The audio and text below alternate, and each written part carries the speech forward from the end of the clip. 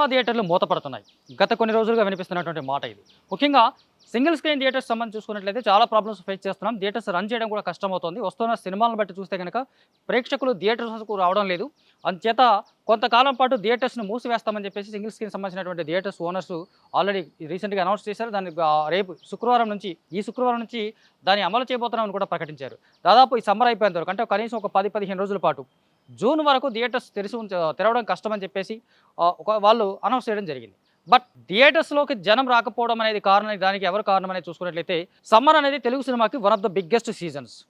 అయితే ఈ సీజన్‌లో తెలుగు సినిమా ప్రధానంగా పెద్ద హీరోలు, మీడియం రేంజ్ హీరోలు లేదా క్రేజ్ ఉన్నటువంటి హీరోలు, మార్కెట్ ఉన్నటువంటి హీరోలు, కొంత రేంజ్ ఉన్నటువంటి హీరోలు మాక్సిమం ఈ సమ్మర్‌ని యూజ్ చేసుకుంటూ ఉంటారు. కాకపోతే ఇక లాస్ట్ సమ్మర్ చూసుకున్నట్లయితే 2023 సమ్మర్‌లో చూసుకున్నా, ఇప్పుడు సమ్మర్ చూసుకున్నప్పటికీ కూడా పెద్ద హీరోల సినిమాలేవి సమ్మర్ బరిలో నిలబడడం లేదు. కేవలం చిన్న హీరోలు మాత్రమే వస్తున్నారు. మీడియం రేంజ్ వాళ్ళు మాత్రమే వస్తున్నారు. బట్ ఈ సినిమాలు కూడా పెద్దగా ఆకట్టుకోవడం లేదు. నిజానికి లాస్ట్ ఇయర్ సమ్మర్‌లో వచ్చినటువంటి పెద్ద సినిమా లిస్ట్ చూసుకున్నట్టయితే పెద్దగా ఆకట్టుకున్నవేం లేవు. కొంత అంచనాలు ఉన్నప్పటికీ కూడా. ఈసారి కూడా చూసుకుంటే కేవలం విజయ్ దేవరకొండ నటించినటువంటి ద ఫ్యామిలీ స్టార్ అనే సినిమా రిలీజ్ అయింది. బట్ కమర్షియల్‌గా ఆ సినిమా ఏమాత్రం ప్రభావం చూపించలేకపోయింది. వచ్చినటువంటి కొన్ని సినిమాలు మీడియం రేంజ్ సినిమాలు కావచ్చు, లేదా మినీ హీరోల సినిమాలు కావచ్చు, కొంత బజ్‌ని అయితే క్రియేట్ చేసుకున్నాయి కానీ ఆ బజ్‌ని కమర్షియల్‌గా టర్న్ చేయడంలో మాత్రం కంప్లీట్‌గా ఫెయిల్ అయిపోయాయి. సో ఈ కారణంగా దీంతో పాటు ఇంకా వస్తున్నాయి ప్రతి శుక్రవారం వస్తుందంటే చాలు దాదాపు అన్ని థియేటర్స్ దగ్గర కొత్త సినిమా పోస్టర్స్ అయితే కనిపిస్తున్నాయి కానీ ఆ పోస్టర్స్‌కి వాల్యూ ఉండట్లేదు. అంటే తెలిసిన మొహాలు కానీ, తెలిసిన మొహాలు ఉన్నటువంటి హీరోలు కానీ, హీరోయిన్‌లు కానీ పెద్దగా కనిపించడం లేదు. సినిమాల రిలీజ్‌కి ముందు ప్రమోషనల్‌గా వాళ్ళు చేస్తున్నటువంటి బజ్ కూడా ప్రేక్షకుల వరకు వెళ్ళడం లేదు. ఈ కారణంగానే థియేటర్స్ వెలవెలపోతా ఉన్నాయి. ప్రేక్షకులు రావడం లేదు. అందుకని వీటిని రన్ చేయడం కష్టంగా ఉందని థియేటర్స్ వాళ్ళు చెప్తున్నప్పటికీ కూడా నిజానికి ఇప్పుడు థియేటర్స్‌కి దుస్థితి రావడానికి కారణం ఎవరు? ఎందుకు ప్రేక్షకులు థియేటర్స్‌కు రావడం లేదు? థియేటర్స్‌కి ప్రేక్షకులు దూరమయ్యారా?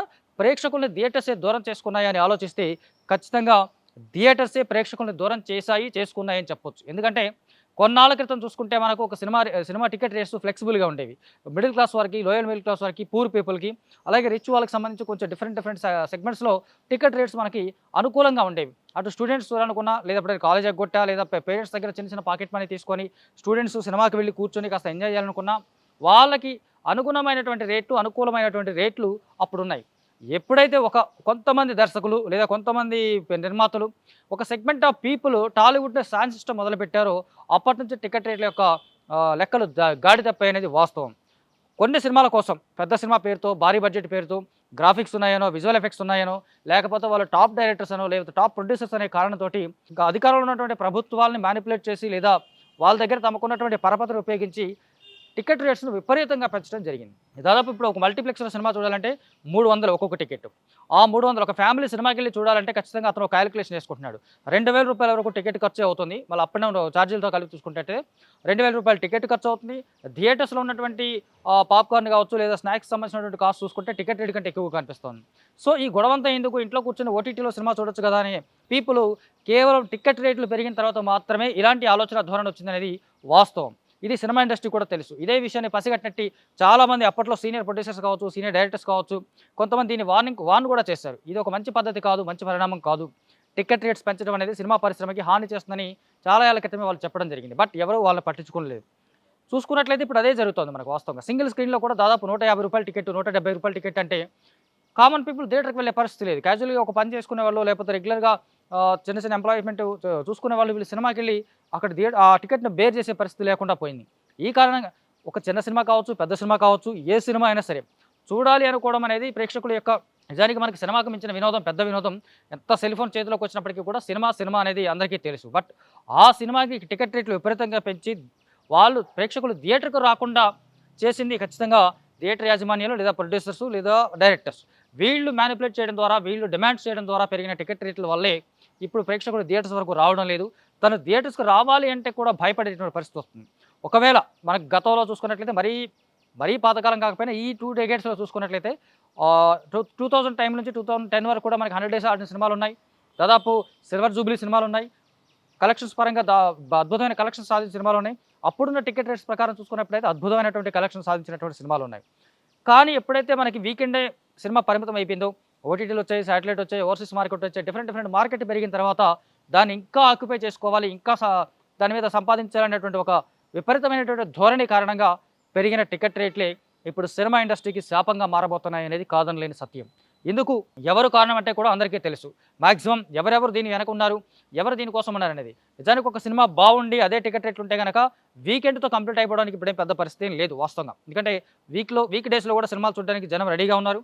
కాకపోతే వాళ్ళకి టికెట్ రేట్ అనుకూలంగా ఉంటాయి. ఈ 3 రోజులు ఫ్రైడే టు సండే లేదా మండే ఈ వీకెండ్స్‌లో సినిమా చూసే సెగ్మెంట్ ఆఫ్ పీపుల్ ఎవరుంటారు ఖచ్చితంగా మాక్సిమం కాస్త సంపాదన కలిగిన వాళ్ళే ఉంటున్నారు తప్ప మినిమమ్ సంపాదన రోజువారీ వీటితో ఉన్నవాళ్ళు సినిమా వినోదాన్ని ఓటీటీల వరకు చూసుకుంటున్నారు. ఓటీటీల దగ్గరే ఆగిపోతున్నారు. ఇంకా ఖచ్చితంగా చెప్తే గనక రకరకాల ఫ్రీ ప్లాట్‌ఫామ్ కోసం చూస్తా ఉన్నారు. ఇది ఒక కాదనలేని వాస్తవం. ముఖ్యంగా ఐబొమ్మ లాంటి ప్లాట్‌ఫామ్ వచ్చిన తర్వాత కామన్ పీపుల్ అసలు సినిమా థియేటర్స్ వైపు రావడానికి పెద్దగా ఇంట్రెస్ట్ చూపించలేదు. దానికి ఉన్న ఏకైక కారణం సినిమా టికెట్ రేట్లే. ఇంట్లో హ్యాపీగా ఫ్రీగా చూసుకునేటువంటి సినిమా థియేటర్ వరకు వెళ్ళడం అంత ఖర్చు ఎందుకు పెట్టాలి అని ఆలోచించడం కారణంగా వీళ్ళు థియేటర్స్‌కు రావడం లేదు. ఇప్పుడు చూసుకున్నట్లయితే రేపు ఈ శుక్రవారం కూడా 4 సినిమాలు రిలీజ్ అవుతున్నాయి. చూస్తే ఆ సినిమాలకు సంబంధించి ఎవరు యాక్ట్ చేశారు, ఎవరున్నారు అనే సంగతి కూడా పెద్దగా జనాలకు తెలీదు. అలాగే నెక్స్ట్ ఫ్రైడే, ఆ నెక్స్ట్ ఫ్రైడే ఇలా చూసుకుంటూ పోతే కొన్ని సినిమాలు మాత్రమే ఆడియన్స్‌కి తెలిసినవి ఉంటున్నాయి. కొంతమంది ఆర్టిస్టులు మాత్రమే తెలిసిన వాళ్ళు ఉంటున్నారు. వీళ్ళ సినిమాల వరకు చూసుకుంటే కొంతవరకు భారీ ఓపెనింగ్స్ లేకపోయినా కొంతవరకు ఓపెనింగ్స్ కనిపిస్తున్నాయి. కానీ ఆ ఓపెనింగ్స్ కమర్షియల్ హిట్‌గా టర్న్ చేయడంలో సినిమాలు కంటెంట్ పరంగా ఫెయిల్ అవుతున్నాయి. కంటెంట్ లేకపోవడం ఒకటి ప్రధానంగా ఈ మధ్య కాలంలో కనిపిస్తోంది. ఈ సమ్మర్‌లో ఇంత పెద్ద సీజన్ వచ్చినప్పుడు చిన్న సినిమాలు ఎంత గ్రాబ్ చేసుకుంటాయి అనుకున్నారు. నిజానికి చిన్న సినిమాలు పెద్ద సినిమాల మధ్య నలిగిపోతున్నాయని కొన్నేళ్ల క్రితం నుంచి మనం ఒక వరుస చూస్తున్నాం. వీళ్ళకి అవకాశం వచ్చినప్పుడు మరెందుకు ప్రూవ్ చేసుకోలేకపోతున్నారు? ఒక బలమైన కంటెంట్‌ని ఎందుకు అందించలేకపోతున్నారు అంటే సింపుల్. ఇటు కంటెంట్ లేదు, ఇటు టికెట్ రేట్లు. ఈ 2 కారణాల వల్ల సినిమా థియేటర్స్‌కి ప్రేక్షకులు రావడం లేదనేది వాస్తవం. దీన్ని కేవలం మా థియేటర్స్ మెయింటెనెన్స్ ప్రాబ్లమ్ అవుతోంది. మంచి సినిమాలు రావటం లేదని థియేటర్స్ యాజమాన్యం చెప్పుకున్నా, లేదు ప్రొడ్యూసర్స్ మీద లేదా దర్శకుల మీద ఆ నింద వేసినప్పటికీ కూడా నిజానికి ఆ నింద ప్రేక్షకుల వైపు నుంచి లేదు. ప్రేక్షకుల యొక్క తప్పు కూడా ఎక్కడ కనిపించడం లేదు మనకు. ఒక మంచి సినిమాని చూడడానికి ఈ మధ్య కాలంలోనే చూసాము. ఒక మంచి సినిమా వస్తుంటే ఖచ్చితంగా థియేటర్స్ కూడా చూస్తున్నారు. కమర్షియల్‌గా కూడా కొంతవరకు ఆ సినిమాల రేంజు లేదా ఆ సినిమాలో నటించినటువంటి ఆర్టిస్టుల రేంజ్‌ని బట్టి కమర్షియల్ సక్సెస్ అనేది కొంతవరకు బానే ఉంటుందనేది మనం చూస్తానే ఉన్నాం. బట్ ఇటు కంటెంట్ లేదు, టికెట్ రేట్లు విపరీతంగా పెంచుకున్నారు. ఈ తరుణంలో ఒక చిన్న సినిమాని చూడడానికి ఎక్కువ మొత్తంలో డబ్బులు పెట్టి చూడడానికి ప్రేక్షకులు ఇష్టపడడం లేదు. ఒకవేళ చూసినప్పటికీ కూడా కుటుంబం మొత్తం చూడాలనుకున్న సినిమాను కూడా సింగిల్‌గా ఎవరో ఒకరు తెలియకుండా ఒకరు వెళ్ళి అంటే ఫ్యామిలీలో ఒక్కడే వెళ్ళి చూస్తున్నాం. ఎవరైతే సంపాదిస్తున్నారో అతను మాత్రం వెళ్ళి చూడడం అనేది కూడా మనకి కొంతకాలంగా కనిపిస్తోంది. లేదు అందరూ చూడాలనుకుంటే ఓటీటీ లేదా టీవీలో చూసుకుందాం అనే వరకు పరిస్థితి వచ్చిందంటే కారణం కేవలం కాకపోయినా మాక్సిమం రీజను టికెట్ రేట్లు భారీగా పెంచడం అనేదే కనిపిస్తోంది. దీనికి సంబంధించి ఒకసారి మళ్ళీ వాళ్ళు ఇండస్ట్రీ నుంచి కావచ్చు లేదా థియేటర్స్ ఎగ్జిబిటర్స్ కావచ్చు వీళ్ళంతా ఒకసారి దీన్ని అనలైజ్ చేసుకుంటే బెటర్ ఏమో అనేది ఖచ్చితంగా మనం చెప్పొచ్చు. ఎందుకంటే టికెట్ రేట్లు ఫ్లెక్సిబుల్‌గా ఉన్నప్పుడు వీక్ డేస్‌లో కూడా టికెట్స్ తగ్గడానికి అవకాశం ఉంటుంది.